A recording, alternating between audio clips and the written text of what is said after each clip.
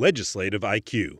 Increase your legislative intelligence with Florida's policy, budget, and campaign monitoring service. Subscribe today at legislativeiq.com.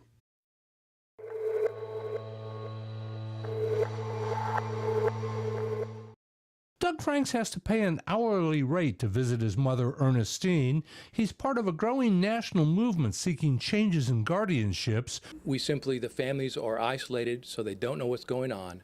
Then the wards, the people that have suffered a civil death that have no rights, are then taken advantage of financially. The Franks family nightmare is being played out in thousands of families across Florida. They charge to open a letter, $80.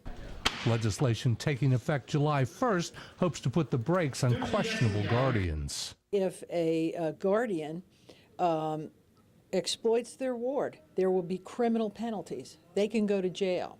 The new law also puts restrictions on judges appointing guardians. Franks has tried to get the courts to reopen his mother's case without luck. In Mr. Frank's case, we are hopeful that he can go to the court and say, I object to what's going on here, and that the courts, based upon the new statute, will hear him out. Even supporters say the legislation signed by the governor only solves half the problem. State Senator Nancy Dietert had legislation that would have licensed public-for-profit guardians. It came close but didn't pass. And nobody's regulating what they do, and they can take your mail, take your money, be in charge of your health care, cut you off from your relatives, and there's nobody that can say they can't do it. But for the next year, public-for-profit guardians will remain unregulated. Nancy Dietert's advice, families beware. Reporting from the state capitol, I'm Mike Vasalinda.